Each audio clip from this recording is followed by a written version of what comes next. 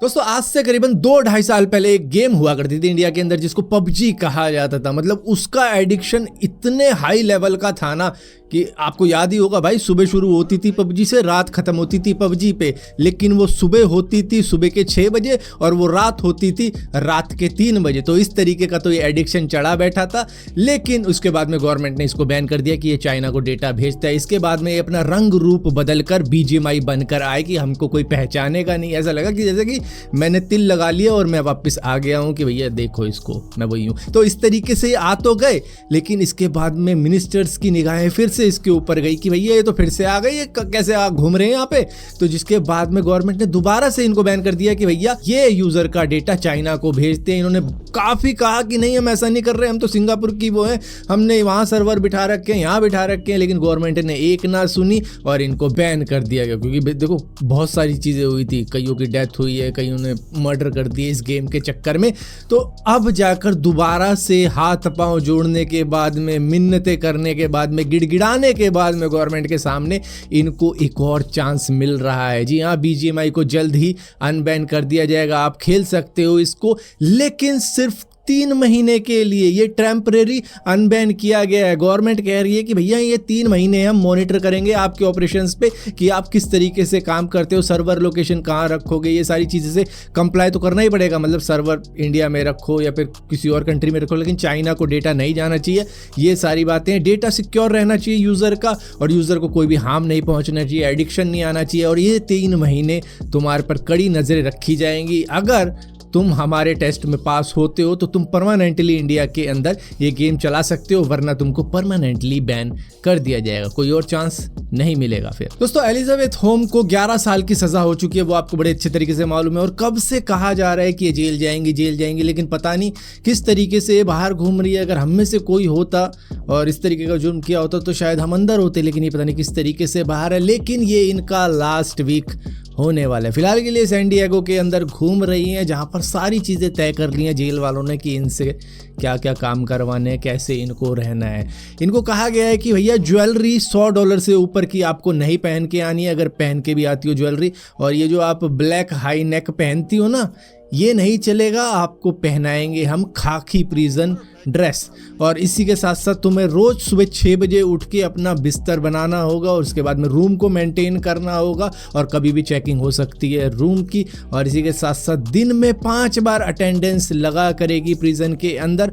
और इनकी जॉब रहेगी फूड पैकिंग लाइन के अंदर, तो वहाँ पर फूड ये पैक करती रहेंगी और इनको 12 सेंट पर आवर के हिसाब से मिलेंगे, वो भी पूरे 11 साल तक।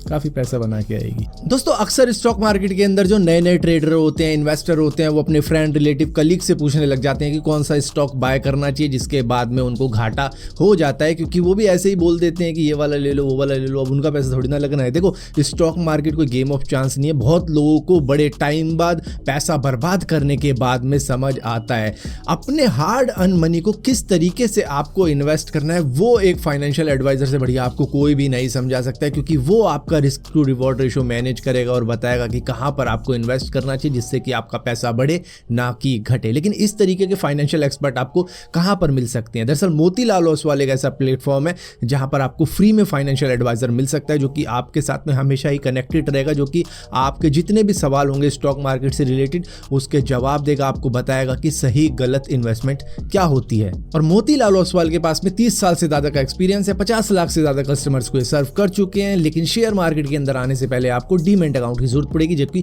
ये ऑनलाइन ही ओपन करवा देंगे, जिसके लिए आपको पैन कार्ड, आधार कार्ड और बैंक प्रूफ लगेगा। और इसी के साथ साथ ये आपसे पहले साल की कोई भी मेंटेनेंस चार्जेस नहीं लेने वाले। फ्लैट ब्रोकरेज रहेगा, पर लॉट 20 रुपए के हिसाब से रहने वाला है। और वेलकम बास्केट आपको मिल जाएगी जैसे ही आपका डीमैट अकाउंट खुलता है। AI बेस्ड टूल्स भी मिल जाएंगे जो कि आपकी काफी ज्यादा हेल्प करने वाले हैं, और ब्रोकरेज रिवर्सल भी मिल जाएगा। इनकी मोबाइल एप्लीकेशन है जो कि फ्री टू यूज है, जहां पर कॉल पर ही आप इन्वेस्टमेंट कर सकते हो, और उसी के अंदर आपको रियल टाइम नोटिफिकेशन भी मिलेगी रेकमेंडेड स्टॉक्स की। सो देर किस बात के, डिस्क्रिप्शन में दी गई लिंक पर क्लिक करने के बाद में अपना नाम, मोबाइल नंबर, सिटी एंटर करके डीमैट अकाउंट ओपन करवाएं ऑनलाइन ही। दोस्तों ईवी व्हीकल का सबसे बड़ा दुश्मन आपको पता है क्या है? हीट। गर्मी, जितनी ज़्यादा गर्मी होगी उतना ज़्यादा मतलब रिस्क रहता है कि ये बैटरी का कुछ हो सकता है। मतलब घबराहट तो होती है क्योंकि बहुत किस्से हैं, पिछली गर्मियों में देखा ही होगा कि कितने सारे किस्से सुना के पागल हो गए थे। मतलब हर दिन एक नया किस्सा आ जाता था कि ये स्कूटी में आग लग गई, उसमें आग लग गई। तो इसी तरीके से कैलिफोर्निया के हाईवे 99 के ऊपर विशाल माला नाम का एक बंदा था जो कि कैलिफोर्निया का ही रहने वाला है, उनकी टेस्ला मॉडल वाई के अंदर आग लग गई। लेकिन आग लगने से पहले जब ये कार चला रहे थे तो इनकी कार धीरे धीरे शेक करने लगी, जैसे कि अर्थक्वेक आ गया चलती कार के अंदर ही। तो इन्होंने तुरंत ही गाड़ी साइड में लगाई। इन्होंने देखा कि भैया टायर फ्लैट हो गया है, मतलब टायर की हवा निकल गई है, मे भी काफ़ी ज़्यादा हीट हो गई होगी तो टायर बस्ट हो जाता है। तो इस तरीके की चीज़ें हुई होगी। वो होने के बाद में तुरंत ही इनकी गाड़ी में आग लग जाती है। और ये जब सर्विस सेंटर में कॉल करते हैं कि मेरी गाड़ी में आग लग गई, इमरजेंसी को कॉल करते, तो सर्विस जो इमरजेंसी वाले आएंगे तो गाड़ी को तो चलो बुझा देंगे किसी तरीके से, फायर एक्सटिंग्विशर वगैरह जो भी चीज़ें होती हैं। लेकिन सर्विस सेंटर वाले क्या सोल्यूशन देते हैं कि कोई घबराने वाली बात नहीं, आपकी गाड़ी में मतलब आग लग गई है तो आप ऐसा करो सर्विस सेंटर पे ले आओ, हम रिपेयर कर देंगे। तो इस तरीके की तो बातें हो रही है वहाँ पे, जिसके बाद में ये भी हैरान हो गई कि ये हो क्या रहा है। जिसके बाद में इन्होंने अपनी कंप्लेंट ट्विटर के ऊपर डाली तो कई सारे यूज़र कहते हैं कि भाई इंश्योरेंस है आपके पास में, इंश्योरेंस कवर कर लेगा ये सारी चीज़ें। मे भी टेस्ला के ही वर्कर वगैरह होंगे जो इनको ऐसा मैसेज कर रहे थे। तो इन्होंने कहा कि ऐसा है, मेरी फैमिली की यहाँ पर जान जा सकती थी अगर मैं कुछ टाइम और गाड़ी चलाता और चलती गाड़ी में आग लग जाती तो क्या मैं उतर पाता। ये बात ये नहीं है कि मेरी गाड़ी इंश्योरेंस में कवर हो जाएगी, मुझे पूरे मतलब नई गाड़ी मिल जाएगी, ये हो जाएगा वो हो जाएगा। बात है सेफ्टी की कि कहाँ है वो आपकी सेफ्टी जो एलोन मस्क बताते हैं। दोस्तों कई सारे सोशल मीडिया इन्फ्लुएंसर आपने ऐसे देखे होंगे जिनके मिलियंस में फॉलोवर हैं, और जब उनको गुस्सा आता है, किसी के साथ में अनबन हो जाती है तो कहने लग जाते हैं कि इंस्टाग्राम पे जाओ, इसके चैनल है, पेज है, उसको रिपोर्ट मार दो, उसको गालियां दे दो, उसका ये कर दो, उसका वो कर दो, उसकी ज़िंदगी बिगाड़ दो। तो इस तरीके की चीज़ें होती रहती है क्योंकि उनके मिलियंस में फॉलोवर है, और जब वो कुछ बोलेंगे तो भैया मिलियंस में है तो कुछ हज़ारों में तो जाएंगे ही कमेंट करने या रिपोर्ट करने।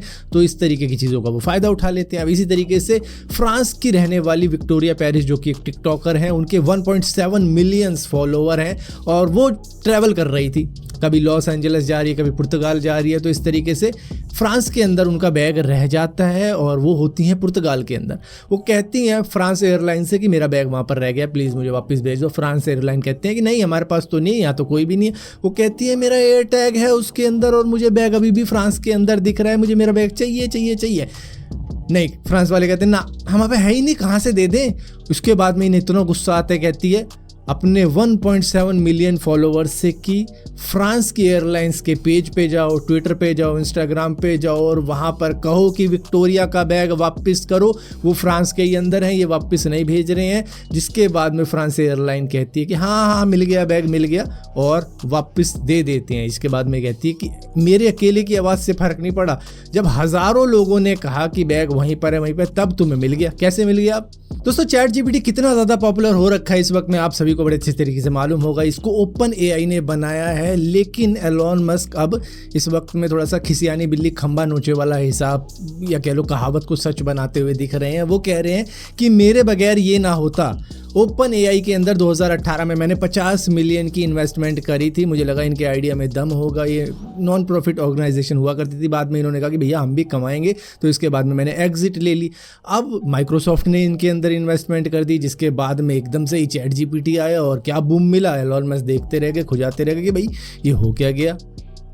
अब वो कहते हैं कि भैया मेरे बगैर तो ओपन एआई होना ही नहीं था, ये माइक्रोसॉफ्ट क्या इन्वेस्टमेंट कर रहे हैं, क्या है चैट जीपीटी, मैंने बनाया है इन्हें। अब चैट जीपीटी की पॉपुलैरिटी देखते हुए किसी ने चाय जीपीटी भी निकाल दिया। एलोन मस्क अब ये कहेंगे कि भैया ये भी मेरी वजह से है, क्योंकि मैंने ओपन एआई के अंदर पैसा डाला था तो चैट जीपीटी बनी। चैट जीपीटी को देख के ये चाय जीपीटी बनी, इसके बाद में कोई चाट जीपीटी बना देगा। तो इस तरीके से अब बनते रहेंगे, कभी चाट जीपीटी, कभी भटूरे जीपीटी, वड़ा पाव जीपीटी।